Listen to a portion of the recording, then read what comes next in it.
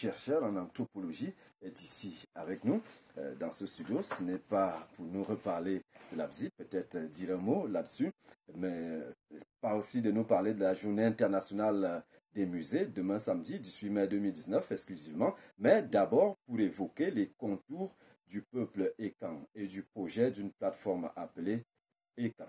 Bonjour déjà et bienvenue dans ce studio. Bonjour Nti Lundu, bonjour aux auditeurs, donc Olongola. Voilà, commençons par là, les Ekans, les Beti, les Fambeti, les Beneux. Finalement, on est un peu perdu pour faire le distinguo entre tous ces peuples-là.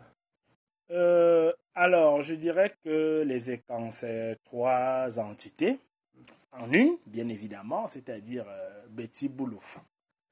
Selon qu'on se retrouve au Gabon, vous aurez une majorité Fang. Selon que vous retrouvez ici, vous aurez une majorité Beti. Mais c'est une réalité de trois entités qui sont liées par les mêmes coutumes, la même culture et je dirais même plus ou moins la même langue parce qu'il y a des variances, ainsi de suite. Donc, c'est ce qu'on appelle les camps, qu'on retrouve bien évidemment ici au Cameroun, au nord Gabon, au nord Congo, en Guinée équatoriale, Sao Tomé et Principe. Je crois que je n'ai oublié personne. Voilà. Et quand vous intéressez à l'ECAN, mais vous avez un projet d'une plateforme ECAN, il s'agit de quoi exactement? Alors, c'est une plateforme professionnelle et publicitaire. Je m'explique. Vous savez, quand on évolue avec l'évolution du monde, l'on ne saurait vivre en autarcie ou en vase clos. Et avec l'évolution de la technologie et de nos réalités, vous avez des écrans dans leur pays et d'autres au sein de la diaspora. Comment communiquer, comment cheminer ensemble, ou comment contribuer au développement. C'est pour ça qu'on a donc mis cette plateforme professionnelle et publicitaire qui, je vais vous prendre un exemple simple. Vous êtes à la diaspora, peut-être vous avez la laine, vous faites dans la laine et vous voulez la transformer, vous cherchez des filateurs, peut-être au Cameroun. Vous allez dans le site, dans la page savoir-faire-ecan.com ou la page Facebook. Vous cherchez qui sont les filateurs, vous les trouvez, qui sont à Ecan ou ailleurs. Donc, c'est pour construire la langue à la belle. Donc, c'est pour ça que c'est un répertoire professionnel et publicitaire. La publicité aussi, c'est vous. Vous êtes journaliste, vous êtes communicateur, vous avez un événement pour que ça puisse passer. Vous venez dans notre réseau, vous le passez. Et maintenant, en moyen terme, nous allons lancer des formations, dont une académie Ferecan, qui a pour but de former les écans pour les rendre plus compétitifs dans le marché. Parce qu'il faut être compétitif pour pouvoir le marché. Et aussi, nous avons une marque de luxe, j'allais oublier, Savoir-faire Ecan Polo, qui est bien là. Alors, il ne s'agit pas, comme d'aucuns pourraient le penser, un repli identitaire sur soi-même. Mais l'idée est partie de quoi? D'un constat, certainement. Oui, l'idée est partie d'un constat qu'il y a lieu de se développer, il y a lieu de concourir, il y a lieu de labelliser certaines choses. Je vais vous prendre un exemple. Quand vous avez le vin Bordeaux, c'est une fierté française, hein, mais c'est propre à une région, au Bordelais.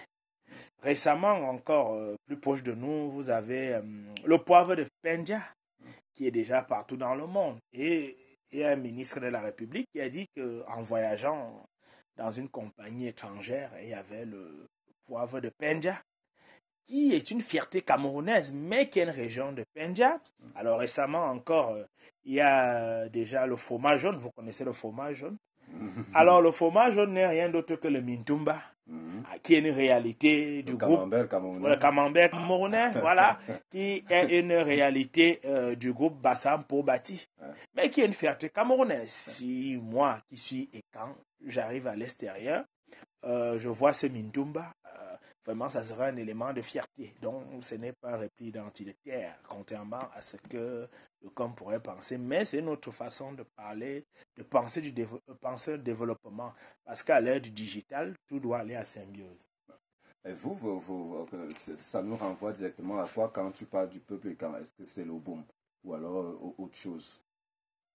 Alors, quand ça renvoie au peuple Ekan, c'est une même réalité, une même culture et une façon de faire que nous devons pérenniser. Par exemple, vous avez parlé de Boum, qui est un patrimoine culturel écan qui est à valoriser. On peut le valoriser.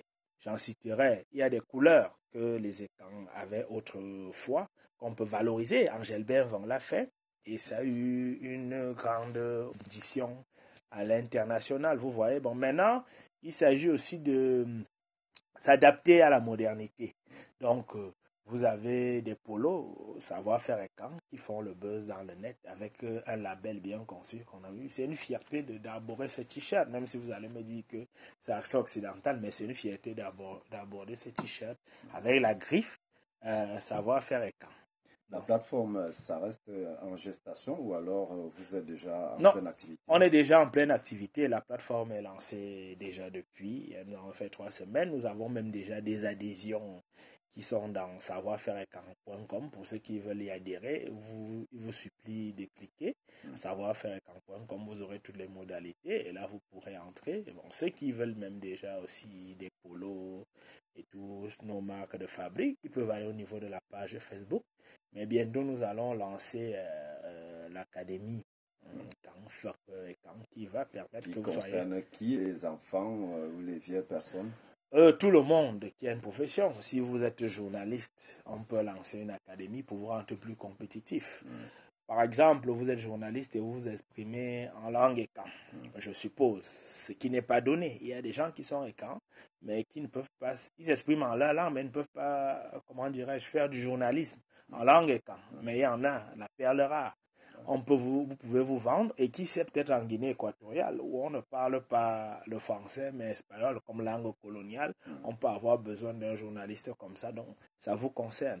L'étudiant qui est sur Polytechnique, ça concerne celui qui a fait des découvertes, ça concerne qui veut se faire vendre. Il y a un étudiant récemment qui a démontré qu'avec le Sisongo, on peut faire la pâte à papier. Ce genre d'étudiants sont la bienvenue chez nous. Il démontre son savoir-faire, ce qu'il a pu faire. Et dans cette formation, on peut le rendre plus compétitif. Vous voyez un peu. Ouais. Une formation gratuite, on peut déjà dire. Toutes les modalités sont au niveau du site. Vous ne me ferez pas dire le contraire. Et je voulais signaler que tout ça, c'est l'œuvre de Jeanne Bola, qui est la présidente et qui vit en France, qui est ingénieure. Vous savez, être ingénieur, c'est créer. Elle a vu ce manque, elle a vu ce qu'il fallait faire, elle a étudié l'environnement, elle a vu qu'il fallait créer. Et il y a eu des assises écan le week-end qui ont été organisées par l'association, par savoir-faire écan, et ça s'est bien passé.